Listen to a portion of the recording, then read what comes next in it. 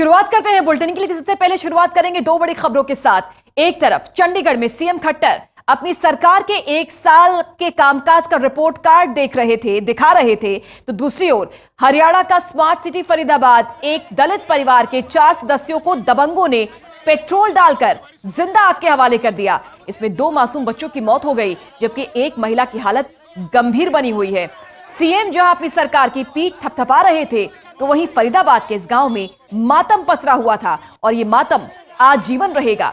2 तस्वीरें और दोनों ही अपने आप में चरम की तस्वीरें हैं।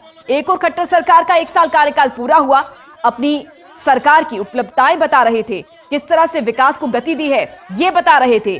दूसरी ओर तस्वीर फरीदाबाद की, जहां पर एक परिवार खत्म हो गया, उजड़ गया। दबंगों ने हैवानियत की हद को पार करते हुए पूरे के पूरे परिवार को आग के हवाले कर दिया। 2 मासूम बच्चों की मौत हो चुकी है और यह भी आज की बड़ी खबर। दिल्ली से सटे फरीदाबाद में दबंगों ने पुरानी रंजिश के चलते एक दलित परिवार के 4 लोगों को जिंदा आग के हवाले कर दिया। इसमें 2 मासूम बच्चों की मौत हो गई, जबकि एक महिला की हालत काफी नाजुक बताई जा रही है। घटना के बाद पूरे इलाके में सनसनी है, सियासत भी शुरू हो चुकी है। फरीदाबाद में टूटा दबंगों का कहर, 4 दलितों को जिंदा किया आग के हवाले। सोते परिवार पर पेट्रोल छिड़क कर लगाई आग, 2 मासूमों की दर्दनाक मौत। पुरानी रंजिश बनी वारदात की वजह। फरीदाबाद के गांव सुनपेड़ में पसरा मातम और भारी पुलिस की ये मौजूदगी साफ बयां कर रही है कि यहाँ कुछ गंभीर हुआ है। जी हां, पुरानी रंजिश के चलते गांव में एक दलित परिवार पर दबंगों का कहर टूटा है। पुरानी रंजिश के चलते दबंगों ने रात में सोते हुए दलित परिवार के घर में घुसकर सो रहे परिवार के 4 सदस्यों पर पेट्रोल छिड़ककर आग लगा दी। इसमें पति पत्नी और 2 बच्चे, जिनकी उम्र 2.5 साल और 10 महीने बताई जा रही है, शामिल है, जिसमें दोनों बच्चों की मौत हो गई, जबकि महिला की हालत काफी गंभीर बनी हुई है, जिसका दिल्ली के सफदरजंग अस्पताल में इलाज चल रहा है। कुछ नहीं, रात को यहाँ पे जागरण हुआ था, तो सारे बंदे वहाँ थे गांव के। पीछे जी यहाँ पे अपने घर सो रहे थे, बाकी पता नहीं पीछे से आग लग रही। पहले ही कुछ लड़ाई वड़ाई हो चुकी थी, 2 साल बाद पहले ही कोई केस हुआ था। कौन, किसका घर है ये? हरिजनों में डालचंद जी का घर है। क्या करता है ये डालचंद? ये पहले डॉक्टर थे, वो 1 साल पहले एक्सपायर हो गए। अच्छा, अब कौन कौन है इस परिवार में? अब तो फिलहाल उनके लड़के थे, उनकी वाइफ थी, प्लस में उनके छोटे छोटे बच्चे थे, 1-1.5 साल के। अब क्या पता है तुमको इस बारे में? रात की घटना है फिलहाल सर ज़्यादा तो पता नहीं, बट ये बता रहे थे आग वाग लगा दी है और बाहर से बंदी लगा दी थी आग लगा के, बाकी वो भाग निकले।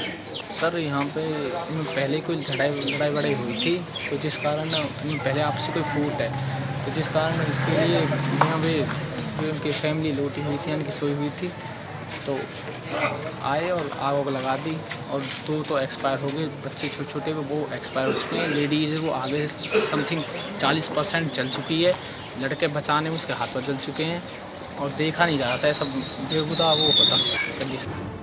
मामला सोमवार की रात का है, जब पति पत्नी और उनके 2 बच्चे अपने घर में सो रहे थे कि पुरानी रंजिश के चलते दबंगों ने घर में दाखिल हो पूरे परिवार पर पेट्रोल छिड़ककर आग के हवाले कर दिया। देर रात घर के पड़ोस में माता का जागरण चल रहा था, जिस कारण चीख पुकार की आवाज भी कोई न सुन सका। कुछ देर बाद जब घर से धुआं निकलता देखा गया, तब जाकर चारों को अस्पताल पहुंचाया गया, जहां 3 लोगों की हालत गंभीर देखते हुए उन्हें दिल्ली सफदरजंग अस्पताल रेफर कर दिया गया। करीब 3-3:30 बजे के बाद हमारे पास खबर आई कि घर में एक बेड पर आग लगी है। हमारी गार्ड यहाँ भी मौजूद थी, तो गार्ड ने घायलों को लेकर तुरंत पहुँच गई पर्सनल गाड़ी में और पूरी गुजरात हॉस्पिटल में वहाँ से उनको सफदरजंग हॉस्पिटल रेफर कर दिया। वहाँ का इलाज चल रहा है, तो तुरंत हम सब यहाँ पर पहुँचे और हमने यहाँ अफसर की टीम बुला ली है, उनका मुआयना कर रहे हैं। जैसे बयान होगा, जिस हालत में हो गए हम उस हाथ पर कार्रवाई करेंगे। पुराना यहाँ गाँव में 3 मर्डर हुए थे पिछले साल, आपस में रंजिश के ऑन रिकॉर्ड है ये, तो कौन कौन लोग इसमें हैं या नहीं है वो सारी हम तफ्तीश करेंगे। बहरहाल एक ही परिवार के 4 सदस्यों को दबंगों की तरफ से जिंदा जलाए जाने के बाद पूरे इलाके में सनसनी मची है, तो वहीं गांव में तनाव का माहौल है, जिसके चलते इलाके में भारी तादाद में पुलिस बल तैनात किया गया है ताकि किसी अप्रिय घटना को रोका जा सके। Rupesh Bansal, total news, Faridabad. दबंगों ने दलितों के जिस घर में आग लगाई, उस घर को अब पुलिस ने अपने कब्जे में ले लिया है। आग इतनी जबरदस्त थी कि पूरे कमरे में अब कुछ नहीं बचा। ग्राउंड जीरो पर जाकर पूरे हालात का जायजा लिया हमारे सहयोगी ललित ने। सोनपेड़ गांव के जिस घर में ये घटना हुई, उस घर का एक नज़ारा मैं आपको दिखाता हूं। मैं इस वक्त उस घर के ठीक सामने वाले घर की छत पर खड़ा हूं और आप देखिए, वो सामने जो घर है वो जितेंद्र का घर है। जितेंद्र जिस कमरे में अभी आप ताला लगा हुआ देख रहे हैं, उस कमरे में अपनी पत्नी और 2 बच्चों के साथ अंदर सो रहे थे। जितेंद्र का कहना है कि वो और उनकी पत्नी दिल्ली से आए हुए थे, तो ऐसे में वो लोग सो रहे थे, लेकिन बच्चे जो हैं वो भी उनके पास ही सो रहे थे वहाँ पर। और उसके बाद तकरीबन 2 बजे के आसपास उन्होंने देखा कि उनके घर के बाहर आग लगी हुई है और तकरीबन 10-12 लोग वहाँ पर पहुँचे हुए हैं। और ये उनके घर की स्थिति है। दरवाज़ों पर देखिए आप किस तरह से जो काला रंग है वो बता रहा है कि आग किस तरह से लगाई गई थी, सोची समझी साजिश के तहत। और इस वक्त गांव में जो है इस घटना के बाद से पूरा तनाव है और अलग अलग राजनीतिक पार्टियों से लेकर सामाजिक संगठनों के लोग परंपरागत तरीके से जैसे हमेशा आते हैं वैसे ही आ रहे हैं। उनके रिश्तेदार मेरे साथ मौजूद हैं।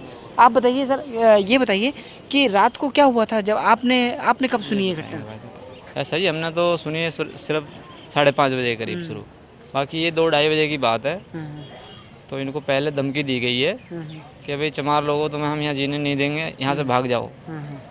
तो उसकी इन बच्चों ने इतनी वो नहीं करी, कौन घर अपने छोड़ के भागता है।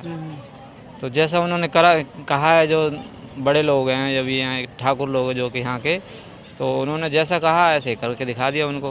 अच्छा। तो यही हम भी इनके साथ आए हुए हैं, जिस सुबह से भाग दौड़ कर रहे हैं। देखो 2 बच्चे हैं छोटे छोटे, फूल जैसे बच्चे, हमने ये अपने हाथों से उठा के रखे हैं वहाँ सफदरजंग में। सफदरजंग? हाँ जी। आप भी गए थे यहाँ? हम भी गए थे जी। अच्छा। तो उनकी जो लेडीज है, सफदरजंग से पहले भी कहीं अस्पताल में ले गए या सीधे सफदरजंग ले गए आप लोग? सीधे ले गए थे, बल्लभगढ़ ले गए थे। पहले बल्लभगढ़ ले गए थे। बल्लभगढ़ ले गए थे, बल्लभगढ़ से फिर रेफर किया डॉक्टरों ने। अच्छा। उनकी पत्नी की हालत भी काफी गंभीर है। 75% बताई गई है, हमें आईसीयू में देखने नहीं दिया गया अभी तक। अच्छा। बाकी हमें दोनों बच्चों की डेड बॉडी हाथ में दे दी थी। अभी वहाँ पे जो लाश घर है उसमें रखी गई है। जब तक यहाँ से एमएलसी नहीं जाएगी तब तक हमें डेड बॉडी नहीं मिलेगी। आप इस परिवार के काफी करीबी हैं, ये बताइए। कभी चाचा ही हो उसका? अच्छा, चाचा हैं आप उनके। मुझे बताइए, क्या आप लोगों ने कभी सोचा था इस हद तक रंजिश निकल जाएगी? नहीं, ऐसा कभी नहीं सोचा था, परंतु ये इनकी एक जो गुंडागर्दी चलती आ रही है और ये गुंडागर्दी पुलिस की मिलीभगत से हुई है, जो आज घटना घटी हुई है। 1 साल पहले भी यही घटना हुई थी, इन्हीं लोगों ने वारदात करी थी। हमारे परिवार के 11 लोग अभी जेल के अंदर बंद करवा रखे इन्होंने, पैसा दे के नहीं है। तब आज तक हमारी रिपोर्ट दर्ज नहीं करी गई। पहले भी हमारे घर में इसमें आग लगाई गई थी, जिसकी एक हमने रिपोर्ट सारी करी थी। लड़ाई दंगे हुए थे, हमारे दांत टूटे थे, हमारे हाथ टूटे थे। हाथ टूटने के बाद में हमारी कोई रिपोर्ट दर्ज नहीं करी गई थी। उसके बाद में उन्होंने हम पे हमला किया। हमला होने के बाद में ये घटना घटी, उन्होंने हमारे बंदे बंद करवा दिए। अब ये 4थी बार ये हमला किया गया है। इसी 5 तारीख को, पहली 5 तारीख को ये इसी घरवाली को एक छेड़खानी की थी, मारने की धमकी दी थी कि यहाँ से चले जाओ, चमारों ने तुम्हें फिर मारेंगे और फिर तुम्हें फंसा देंगे, हमारा कुछ नहीं बिगड़ेगा, एक खेत बेच देंगे तो हमारा कुछ नहीं बिगड़ेगा, परंतु तुम्हें यहाँ नहीं रहने देंगे। वही उन्होंने अपनी इच्छा पूरी कर ली, जो कि मिट्टी का तेल छिड़क के या पेट्रोल छिड़क के रात में 11-12 आदमी थे और चल के अपना काम करके चले गए, जिनमें 2 मासूम बच्चों की मौत हो गई है। बिल्कुल। तो ये अपने आप में बहुत ही शोक वाली और एक तरह से कहें बहुत ही दुख देने वाली ये खबर है कि जिस तरह से रंजिश के चलते 2 बच्चों को इस पूरी रंजिश की कीमत चुकानी पड़ी है, वो निश्चित तौर से कहीं ना कहीं ये सोचने पर मजबूर कर रही है कि आखिर जात पात और छोटी छोटी चीज़ों को लेकर होने वाली घटनाएं आखिर किस हद तक आगे बढ़ रही हैं। ये एक तरह से समाज का आईना भी है और समाज की स्थिति है, जो कि दिखा रही है कि एक परिवार में एक महिला जिंदगी और मौत से जूझ रही है, 2 बच्चों की मौत हो चुकी है और पिता अपने हाथ जलाकर अभी बैठे हुए हैं और अपनी पत्नी का, अपने बच्चों का यहाँ पर शोक कर रहे हैं। कैमरा पर्सन मनमोहन के साथ ललित नारायण कांडपाल, सुनपेड़, बल्लभगढ़। तो फरीदाबाद के सुनपेड़ गांव में जो कुछ हुआ उसने सभी को चौंका कर रख दिया। वहीं पीड़ित परिवार में 2 मासूम बच्चों की मौत और महिला की गंभीर हालत के कारण मातम पसरा है। तो वहीं दोनों बच्चों के पिता जितेंद्र के भी अपने दोनों बच्चों को बचाने में हाथ चल गए।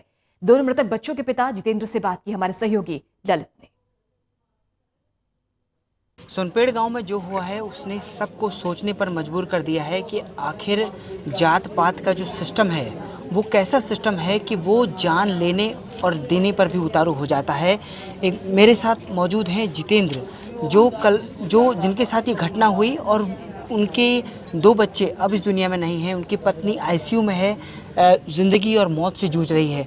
जितेंद्र जी, ये बताइए कि जब आप लोग जागरण में गए थे, जहाँ तक मेरी मैं जानकारी। नहीं गया था जागरण में सर। अच्छा। मैं और मेरी वाइफ वहाँ से आए थे दिल्ली से, इसलिए सो गए आके। अच्छा। इसलिए मैं जागरण में नहीं गया। अच्छा। और बच्चे भी हमारे संग सो गए। हाँ। ये कितने बजे की वारदात हुई, ये बता। ये सर 2-2:30 बजे की वारदात हुई है। 2-2:30 बजे। हाँ सर। कितने लोग आए थे? 10-12 लोग थे सर। 10-12 लोग थे। तो 10-12 लोगों ने पहले बाहर चिटकन लगाया, फिर उसके बाद पेट्रोल डाला। क्या हुआ था पूरा, जरा घटनाक्रम बताइए थोड़ा सा, कैसे हुआ? सर हमें तो कुछ नहीं पता ये, पर जब उन्होंने जंगला से पेट्रोल डाला, जब मेरी आँख खुली और उसके बाद उन्होंने, जब तक आप संभल पाते तब तक आग लग चुकी थी। संभल पाता जब तक मैं आग लगा दी थी उन्होंने। जब तक कुछ कार्रवाई या कुछ मैं दरवाजे खोलता, जब तक उन्होंने आग लगा दी थी। तो बच्चे आपके पास में ही थे या कहीं? बच्चे मेरे पास में ही सो रहे थे। मुझसे थोड़ी सी दूर थे बस। अच्छा। सबरा पेट्रोल उन पे ही गिरा है, मेरे बच्चों पे। अच्छा। आपको पुलिस सुरक्षा भी दी गई थी? जो 6 कांस्टेबल आपके यहाँ पर तैनात थे बताए जाते हैं। 6 नहीं थे सर, 2 ही थे यहाँ पे। अच्छा। तो क्वांटिटी लिख रखी है। तो रात को किसी ने कोई मदद करने की कोशिश की, या रात को ये लोग यहीं रहते थे, या फिर सामान्य दिनों में? कल की बात नहीं कह रहा हूँ, वैसे नॉर्मल दिनों में कहाँ रहते थे? नॉर्मल दिनों पे हमारी बैठक है, उस पे रहते थे। अच्छा। तो कल जब घटना हुई तब उस वक्त उसके बाद कोई आया आपके पास? नहीं आया उस सर। दौरान कोई आया जब? हम ही गए थे वहाँ पे, वो सो रहे थे, हमने सोते हुए जगाए थे वो। अच्छा। हम ही गए थे उनके पास। अच्छा। हमारे पास कोई नहीं आया।